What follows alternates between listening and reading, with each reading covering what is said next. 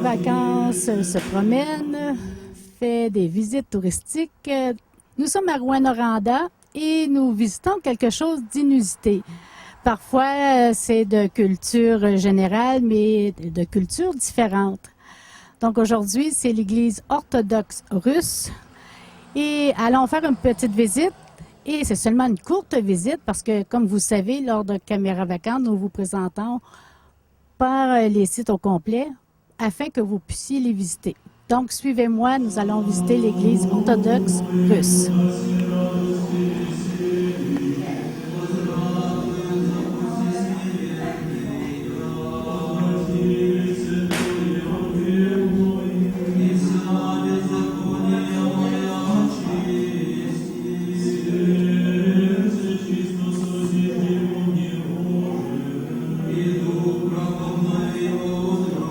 Bonjour.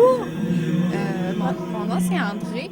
Je suis la guide animatrice à l'Église orthodoxe russe. Donc, aujourd'hui, on va vous faire un petit tour de notre chère Église. Parfait. Là, on arrive, tout est fermé. C'est parce qu'on commence dans le vestibule. Bien, normalement, on commence dehors pour la visite historique. Mais quand on rentre dans l'Église, il faut garder un peu de mystère.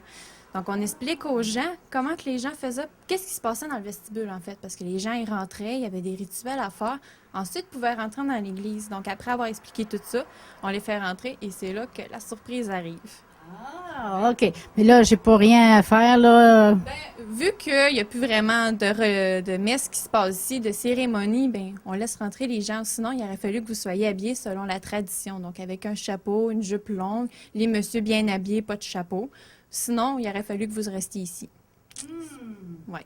OK, c'était très strict. Est-ce que maintenant, il y a encore des messes? Aujourd'hui, non. Le dernier prêtre est mort en 82. Il restait 10 pratiquants à l'époque, donc ils n'ont pas pu avoir de prêtre. Donc, en 95 environ, ça a été repris afin qu'on fasse des visites guidées ici. Mais il n'y a plus de messe, il n'y a plus de prêtre à Rouyn-Noranda.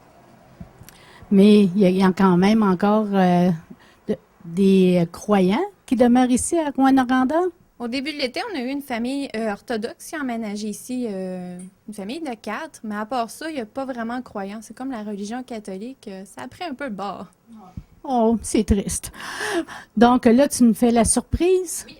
Êtes-vous prêts? Oui. C'est parti. C'est de toute beauté. Oui, à l'époque que ça a été construit, ça a été fait en 1955, donc ça a été fait vraiment avec des fonds qui ont été cherchés chez les gens, faisant du porte-à-porte, mais vraiment aussi avec les moyens du bord. Par exemple, l'iconostase, le mur qu'on voit derrière nous, ça a été créé par le premier prêtre qui était ici, Féodor Stuchenko. C'est lui qui l'a travaillé à la main. Fait qu'il y a eu beaucoup de travail. On a aussi on va les garder secret, on ne dira pas quoi qui a été fait avec quoi, mais on a beaucoup de petites surprises qui ont vraiment été faites manuellement avec les moyens du bord, comme par exemple du carton. On retrouve des portes de garde-robe à quelque part dans l'église.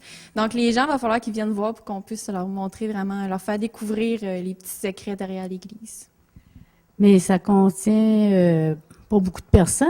Non, mais à l'époque, quand l'église est devenue en fonction, donc en 1957, il restait à peu près environ 80 personnes sur les 127 Russes qu'on a dénombrés à l'époque en 31. Donc, il n'y avait pas beaucoup de place. Donc, ça fait à peu près un carré par personne, puis le prêtre pouvait se déplacer. Donc, ça rendait les messes un peu plus dynamiques. Mais non, ils n'étaient vraiment pas nombreux à l'époque.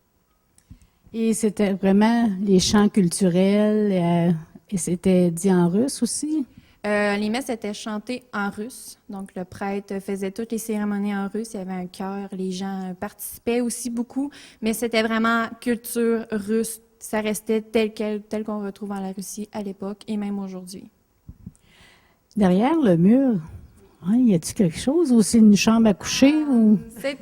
Ça aussi, c'est une surprise. Il ne faudrait pas vendre de poche, mais oui, on peut retrouver quelque chose derrière les portes, derrière le mur. Donc, il faut que les gens viennent voir. Bon, les heures de visite et quand c'est ouvert, est-ce que c'est toujours guidé? Il y a des personnes ici pour les accueillir?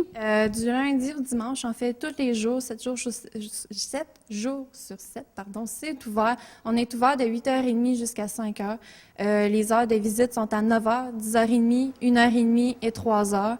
Mais les gens peuvent venir faire aussi des demi-visites, ils peuvent venir regarder. On est toujours présente et avec de la joie et de l'allégresse.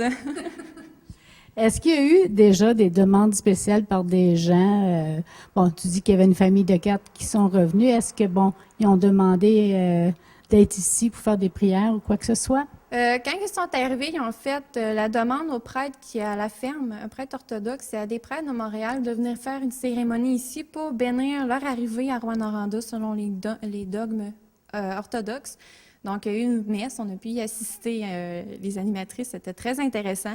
On a eu droit à un archevêque, un évêque, un diacre et un prêtre. Donc, on a pu assister à ça, on s'est fait bénir par les prêtres. Il nous a porté chance autant à l'Église qu'à Rouyn-Noranda, tant qu'aux animateurs. Donc, c'était très intéressant. Mais les demandes spéciales, à part des grands groupes de classe, on a des groupes aussi de personnes qui viennent en autobus ici nous visiter. C'est généralement qu'elles se retrouvent, mais aussi des familles qui viennent voir pour essayer de voir un peu la culture orthodoxe ressortant de Rouyn-Noranda. Parce que c'est vraiment, ça sort du décor, une église orthodoxe à Rouyn-Noranda, là. Oui, un peu. Est-ce que, bon, on peut entendre de la musique? Est-ce que les gens, lorsqu'ils viennent visiter, entendent de la musique russe lors des messes? Quand on fait les visites guidées, on fait jouer de la musique qui rappelle beaucoup qu'est-ce qu'on retrouve en Russie dans les églises orthodoxes, mais on n'a pas vraiment, on connaît pas les chants, donc on peut pas dire qu'est-ce qu'ils disent ou qu'est-ce qui se passe parce qu'on parle pas russe. Mais oui, les gens, quand ils pénètrent ici, peuvent entendre de la musique traditionnelle. C'est très intéressant, c'est très beau. On va jeter un petit coup d'œil, puis on invite les gens à faire la visite. Merci encore.